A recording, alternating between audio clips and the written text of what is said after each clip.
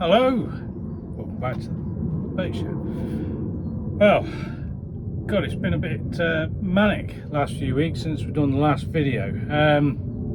Tried to do some bits and bobs, just not had time. As you can imagine, build up to river season, everything's been a bit flat out in the shop, which is a good thing. But that said, we have been out fishing. Obviously, I've been out quite a bit with Leon, fishing the pond before the rivers opened.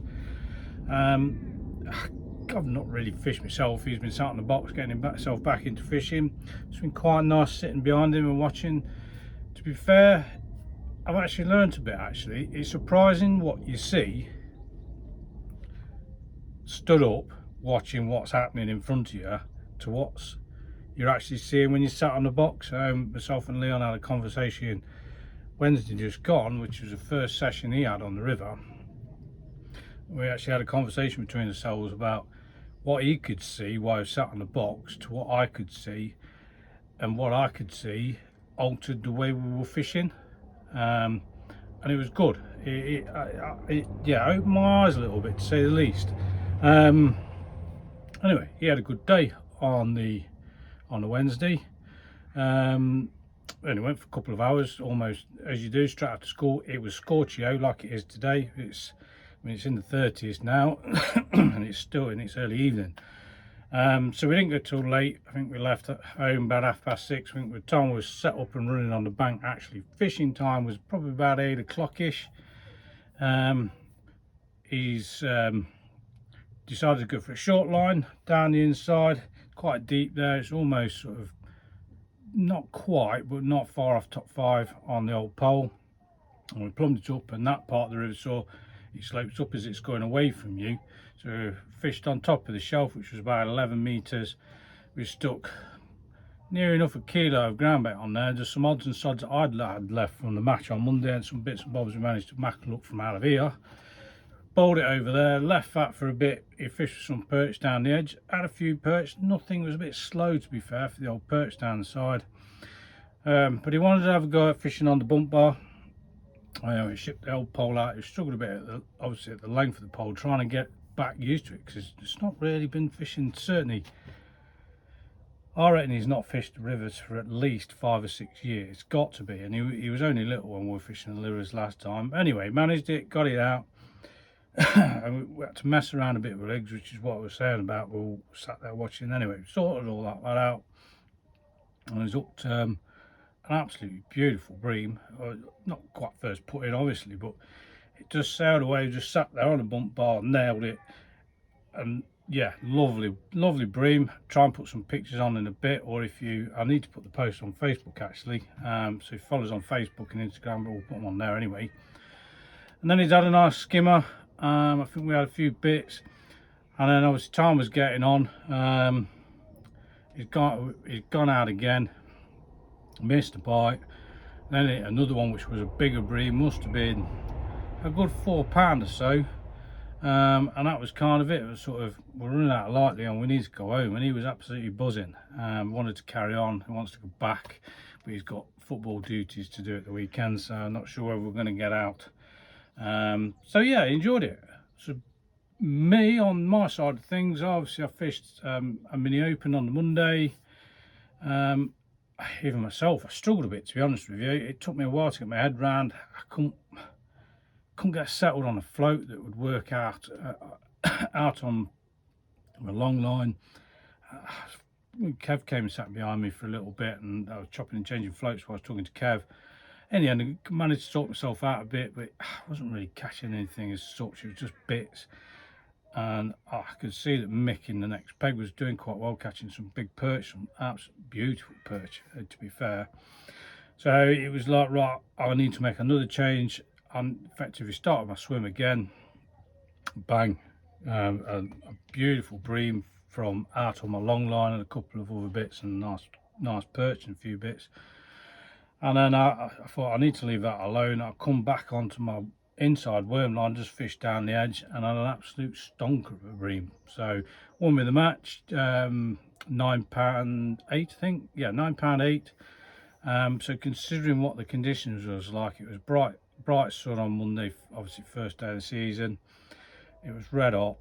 It wasn't really, we honestly didn't think it was going to fish very well at all, but it did. 80 Reynolds did quite well with some silvers upon an end peg 80, and Dave Smith, who's next peg to me, was another end peg. He managed to wheedle out some roach, but they weren't massive. So yeah, all good. So the river's looking good. So got me thinking I needed to get on with something really that I've been sorting out with doing with Leon video wise, because it's a bit awkward trying to do this thing on my own, but I keep getting asked. So I thought I would try and do something about this stick float thing on winders. So bear with me 1 second while it's bloody hot in here, I tell you. Drink a Coke. This needs to be vodka and Coke really, isn't it? Right, stick floats, how I do them on my winders.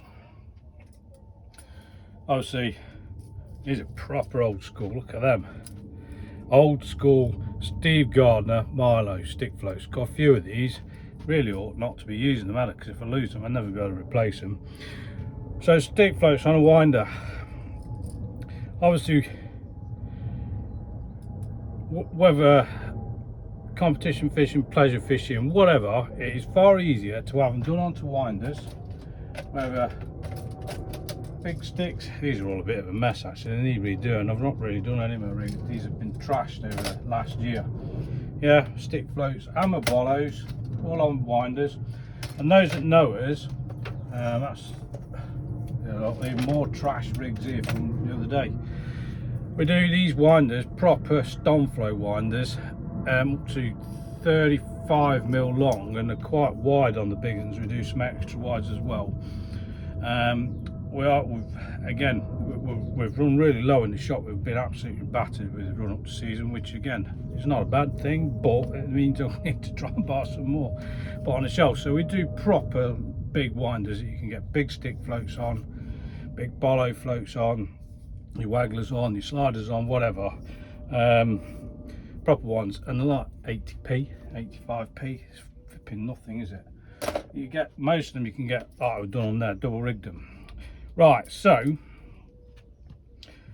people are always asking to get the confusion of how do I attach that to the rod and line, which is the biggest thing, and then the lines. So obviously we're going to go a bit more in depth in this, because I can get Leon to do some zoom in shots and everything, but I just wanted to touch base with you so you can probably have a play over the weekend. So winders are always put on a stick floats are always put on a winder, yeah. Most of my stick rigs are set for sort of fishing around here, so they're generally set. I brought my jig in. I don't think I'm really going to be able to show you it's in here, but you can sort of see that's obviously just over, it's about 5.5 foot piece of timber with some nails in it, and I've got some markings on it as well for my depths. And I make all my rigs up on this, whether they're stick float rigs, pole rigs or whatever. It sits on the dining room table where I make my rigs. It keeps everything nice and tight, makes my shot, put my shotting on dead easy. I can gauge better on the length. There is some other rig things out there which are great, but can't get much cheaper than a bit of timber. And I've got bits on there where I generally always put my shot, that's all marked on there, and I just find it really helpful. I can make my rigs, it's standard at 5 foot, I can wrap around it again and do 10 foot, 11 foot, whatever, top 5s, top 4s, and the same on my rods. So most, going back to the length of the stick float rig, I normally make them about 6 to 8 foot as the actual rig itself. Some of them will be shorter because there'll be shorter rigs for fishing in shallow water, but I can make the rig on there so it'll go from the up length now round the loop and down. So that's 5 foot, that's 6 foot, and I can put another nail in there, so it's sort of 7 foot.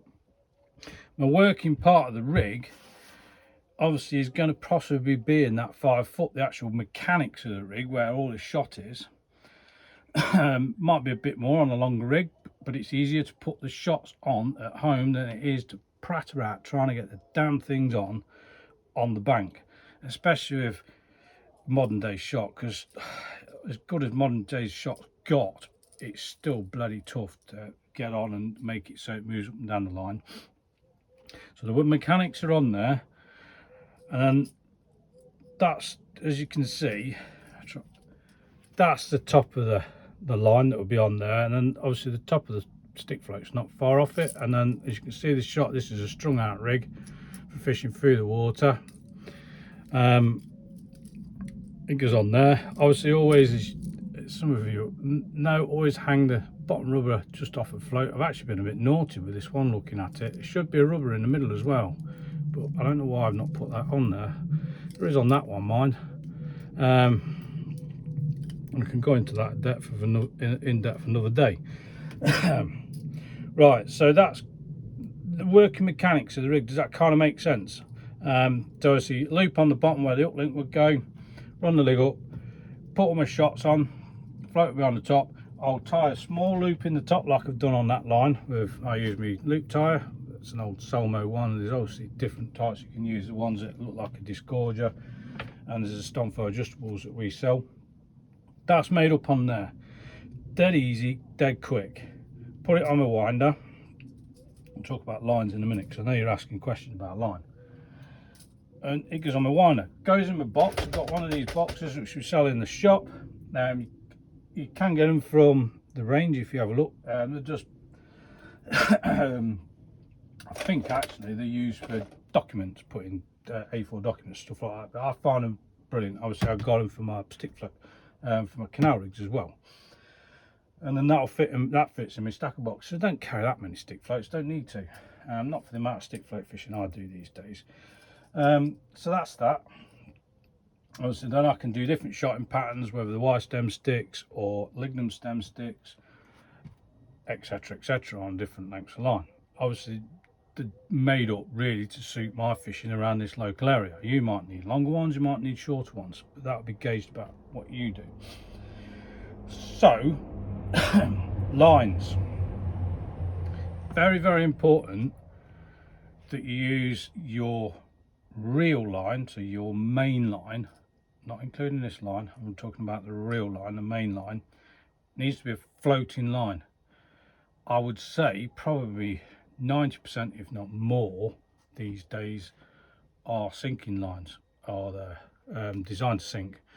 Not necessarily fluorocarbon ones, but there are a lot of lines that are designed to sink, and then a lot of the old school stuff as well. Maximus will sink. It does sort of float, but it won't float for very long on the surface. You can get proper floating lines. We were bringing a really good floating line in from Italy, which was a Japanese line. Can no longer get that.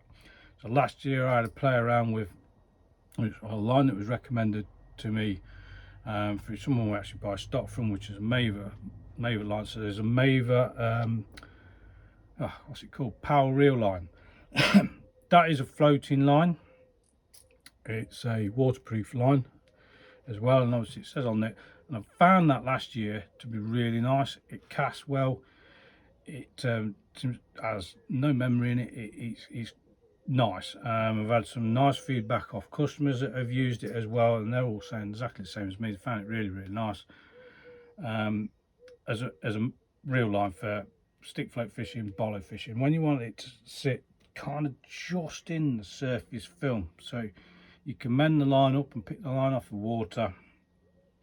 You're not trying to, because if you're pulling it out of the water, you end up pulling the float out of line. So there's all those little bits. It's quite an art to it really, fishing. And then this bit, effectively, because this is a bit that's actually going in the water, or underwater shall we say, doesn't need to be floating. So you could use, which I do actually use a pole rig line for my making my stick floats up. So you could use a tougher line that will take the shot, etc. Obviously moving around the shot. So if you use a proper rig line, generally the dynamics of a rig line is thus what we just said about being able to move the shots up and down, and plus probably 90% of it, if not a bit more, is sinking. So that doesn't matter. The important bit is the reel line for floating and this bit for sinking.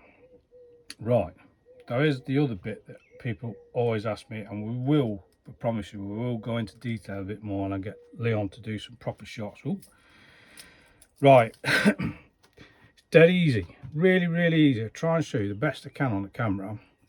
But as we said, we tie a little loop in that end, don't we?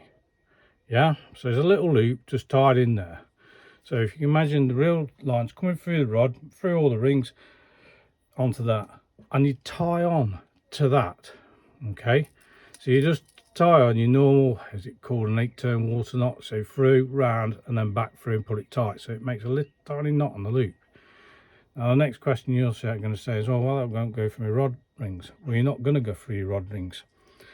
Once that's tied on, imagine that, so that rig is what, 5 foot deep, and I'm fishing in 8 foot water. The mechanics of the rig are in the working parts of the water, yeah. So what we then do is we slide the float. I'm not going to do it because it's going to come off, but we slide the float up over the loop and on to that reel line. So then obviously the float comes past the loop and onto the reel line. I've never had one of them fail yet, touch wood. It's never failed on me yet, and it's an old school way I was shown years ago about doing it. Well, not so the loop on there, pull it up and over the loop, over the knot in the loop, yeah, makes no difference whatsoever. It doesn't upset the way the rig is in the water or anything. It's just nice and small, and it's easy to do. Put it straight over. That means the float is on your main line, yeah, so you could use a lighter, a more, and your presentation, you can have a better, we all know that the lower diameter lines give you a better presentation, it will move in the water differently, etc. The other good thing about doing it like that and pulling it on, so it's onto the main line, if the unfortunate thing did happen and you did crack off, you've got your float back. Yes, you've probably lost the bit that's actually hard work, but the most, well, there again, bloody shot's expensive, but probably the most expensive bit, which is the float, and we never want to lose floats, do we, is on that main line. So you've got your float back. Okay, so the other bonus is, unless you know a venue, it's always a guess on the depths and how the water reacts, the turbulence on the water, etc, etc. So you can put a rig on, faff around for ages, putting all the shot on the bank, cast out, and it's like, this is all wrong. It doesn't sit right, doesn't do what I do, what need to do what I do. If your rig's already made up on the winders, and you've tied that on, it's tied onto the rod, you slid the rod on, cast it out, plumbed it all up, no, this is all wrong, I need to change the rig. All you need to do then, slide the float back over the loop, back onto your rig line, put it back on the, and then cut the knot. Don't cut the loop, just cut the knot, and you can pull the knot off, and it leaves you with a loop. So then all you're doing is put it back on the rig, put your pole anchor back on, go to your box. Oh right, I'll try that rig there, big Bertha rig, and then take that off, back on. It takes minutes, and you're back on, you're fishing again. And that also arcs back if you did trash a rig like I've done. That's one of the rigs from bloody Monday, proper trash, look, you know, right mess with a flipping pike. But I got another rig out, back on, reset it back up, out we go again fishing.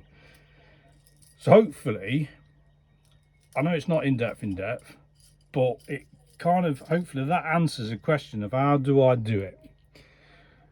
And that's it, just that little loop, simple. No need for a, don't buy swivel. I've heard people talk about swivels, and I've seen them being used, don't get me wrong. But to keep things simple, and the other one I've heard about is putting a massive loop on and passing the winder through the loop and doing this and do that, and you end up with 2 massive loops. For me, I can't see how that wouldn't pick the water up, or if there's debris and stuff going through the water, how it wouldn't pick up bits of debris and stuff like that. And also, it just doesn't look, it's messy. I just think it's messy. I like my rigs to be tidy. So that's it really. So proper floating line through. Obviously there is other floating lines out there, but I've tried a couple of others and they say float float fishing line or whatever. For me, don't like them. I'm glad I've managed to replace the one that we can't get anymore from Italy. The Maven one for me works lovely. I need to get in touch with Maven and get some more in. And then a good quality pole rig line for making your rigs up, because it allows you to move your shot up and down a bit better. Little loop in the end, run the line through, tie it onto the loop with, I'm sure they're called 8-tone water knots, but I'm sure somebody can put a comment down below and tell me what it actually is called. But I'm sure you know what I mean. It's almost a similar knot to tying on an old way of tying on eyed hooks in it. So line through, tie it round, back through again, pull it tight, leaves you a little knot on there. Then you can cut it off on a knot if you want to put the rig away. And it's just fishing quick and simple, which is what we've banged on about for months and months and months. Keep it simple, make rigs up at home. Well, I'm going to sort some rigs out, even though I'm not fishing this weekend. Well, it might be if we get a chance with Leon for a couple of hours. I can sit inside, tie. We won't be doing, I'm not going to do that style of fishing, but because Leon wants to go out on the pole. But I can retie my pole rigs. Well, it's beautiful outside. I can sit outside with a pint, tie my pole rigs, make up one with jig like this, made up, stick them on the winder. When I go fishing, it's done. Happy days. So that's it. So if you want to ask anything else, please do. But obviously you can do a similar sort of thing with wagglers as well. Generally speaking, if they're on wagglers, actually I'd probably leave them on the winder on the rod, to be fair.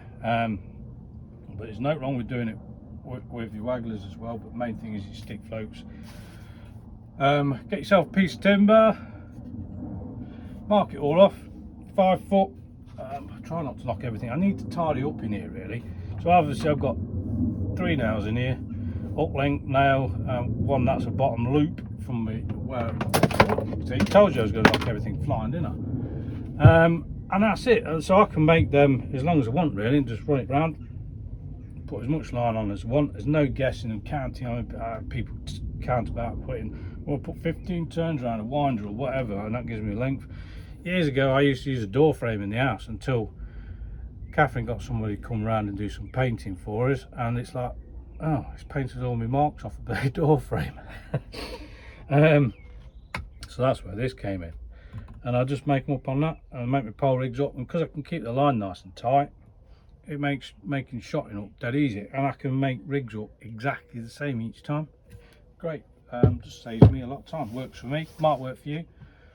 Hopefully that gives you a little bit of insight on how much of a mess I've made of that box, and it needs tidying up because it looks a mess. Anyway, right, beer time I think. So yeah, speak soon. I've had quite a few questions about Vandenide over the last couple of days. We've had a load of Vandenide come. There's quite a lot of Vandenide stock missing from the UK market. As I said, I'm hoping to try and do something about that, but it might end up being a little bit of time down the road. Obviously, like we're making floats, I've had some float samples through, which is great, but like with everything in life, it's money and funding it. A lot of Vandenide in, so happy days really. The lads, the Loughborough team did well done lads, you did really well on the Mora, good on you. So I don't know if that's something to go and have a look at. If you use Facebook, we'll find Loughborough Soar match group. There's bits and bobs on there with a team of fish. There's also stuff about there if you're into match fishing and you're looking for some opens and bits and bobs to do. And there's some dates if you go on the event calendar on there. You'll find it. Also there is a WordPress bloggy type thing with Loughborough Soar match group, and there's bits on there and the calendar on there about matches, some opens. It's a 2-day festival if you're interested on the Soar. Those of you who are coming up to fish Soar Riverfest qualifier, there's a 2-day open in July 3rd and 4th, isn't it? July 3rd and 4th, worth coming along to. There's one of the sections on there is using the Riverfest and give you a good idea as well of what Soar's like fishing. Come and meet us. Right, anyway, as I said, it's beer time. Have a lovely weekend. Be careful in this heat.